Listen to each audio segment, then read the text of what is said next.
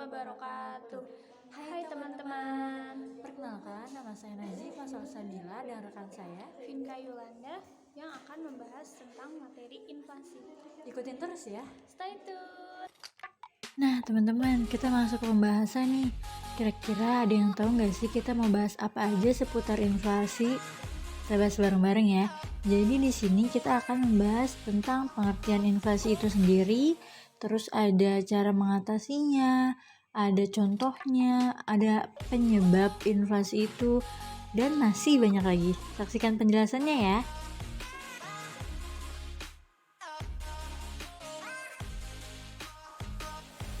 Apa sih Kak inflasi itu? Nah, inflasi itu adalah proses meningkatnya harga umum secara terus-menerus dan sehubungan dengan mekanisme pasar yang dipengaruhi oleh banyaknya faktor.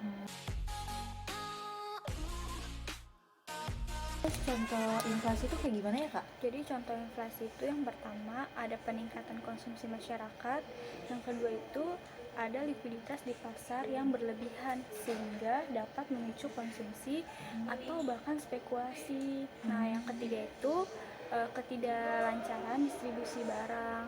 Gitu contohnya.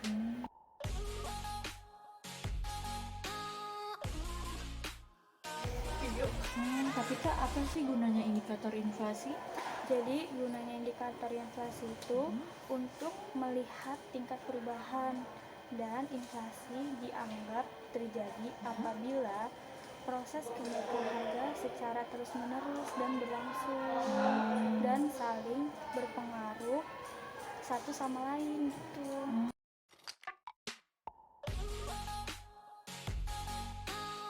Sekarang aku ganti nanya ya Kak. Kan di Indonesia ini sering terjadi inflasi ya. Apa saja penyebab dari inflasi tersebut? Oke.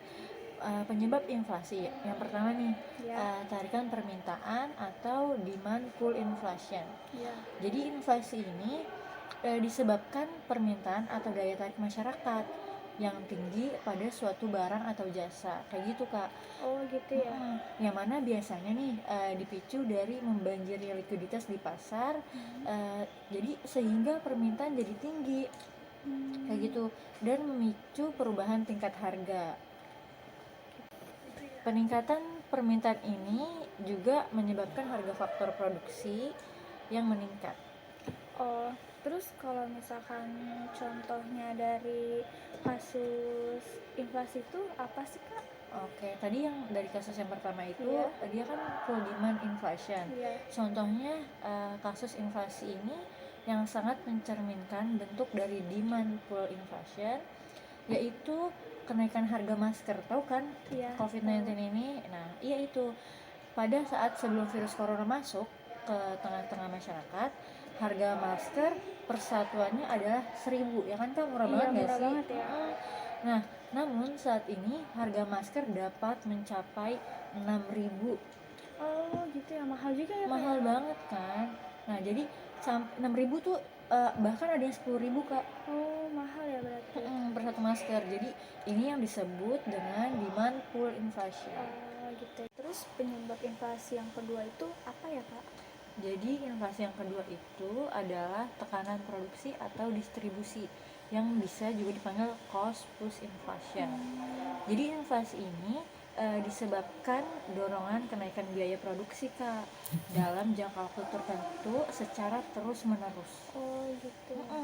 Biasanya inflasi ini dipengaruhi desakan biaya faktor produksi yang terus meningkat, atau kelangkaan produksi, dan juga atau kelangkaan distribusi, bisa dibilang kayak gitu. Oh berarti contoh dari inflasi yang kedua ini apa ya? Jadi contoh inflasi yang kedua ini kebijakan pengurangan subsidi energi dengan menaikkan harga BBM. Oh jadi harga BBM itu naik ya?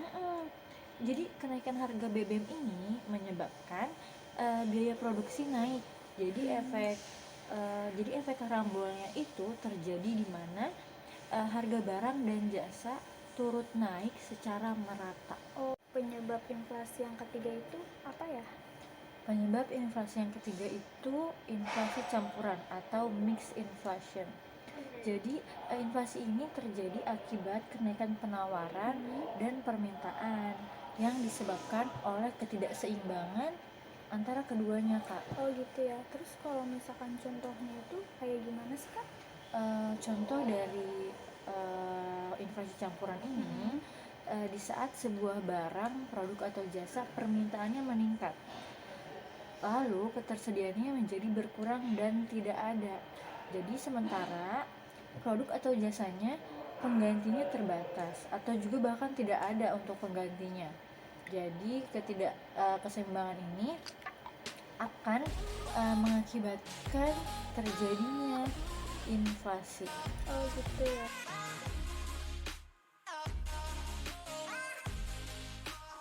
Terus Kak, untuk dampak inflasi terhadap pendapatan itu apa sih?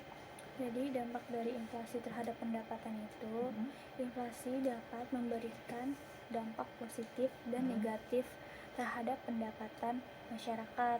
Ada positifnya, ada negatifnya.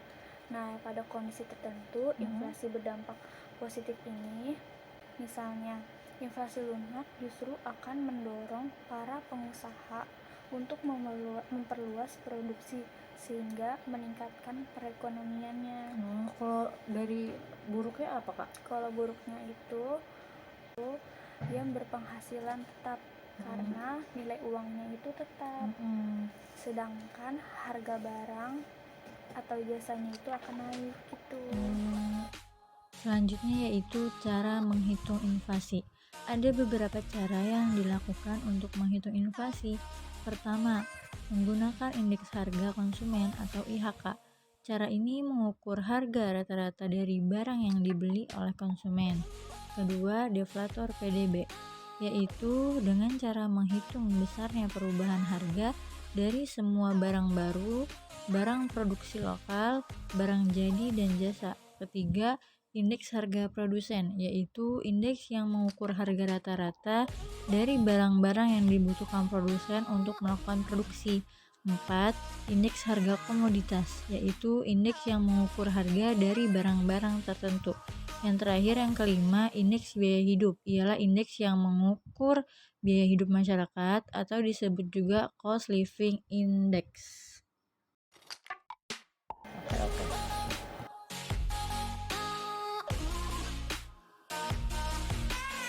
Nah, cara mengatasi inflasi itu gimana ya, Kak? Jadi gini, cara mengatasi inflasi ada 3, Kak. Iya. Yang pertama dengan kebijakan moneter. Nah, kebijakan pemerintah ini melalui bank sentral mengatur jumlah uang yang beredar, ya kan? Oh, berarti kebijakan moneter itu yang mengatur jumlah uang yang beredar ya? Betul. Terus juga kebijakan moneter ini berupa kebijakan diskonto Apa atau itu, Kak? pasar terbuka, cash ratio, dan pembatasan kredit. Itu yang pertama, Kak. Iya. Nah, untuk yang kedua, mengatasi inflasi ini dengan kebijakan fiskal. Jadi kebijakan fiskal ini untuk mengatur pengeluaran pemerintah dan mengatur perpajakan, kayak gitu. Untuk mengatasi inflasi, pemerintah itu mengambil langkah. Jadi mengambil langkahnya yang pertama adalah menekan pengeluaran pemerintah. Jadi ditekan tuh pengeluaran pemerintah. Nah, terus yang kedua untuk menaikkan pajak gitu. Kalau yang ketiga? Jadi yang ketiga mengadakan pinjaman pemerintah kayak gitu. Untuk cara mengatasi yang ketiga itu dengan kebijakan non moneter. Kebijakan moneter ini kebijakan yang dilakukan pemerintah dalam inflasi di luar kebijakan moneter dan kebijakan fiskal di luar kedua itu, Kak. Jadi kebijakan non moneter ini yang dilakukan pemerintah antara lain untuk mengendalikan harga, menaikkan hasil produksi, dan kebijakan upah. Gimana nih teman-teman? Udah pada paham kan? Pastinya udah dong. Nah, semoga ilmu yang kita berikan bermanfaat untuk kalian semua ya. Amin. Terima kasih udah pada nonton. Dadah!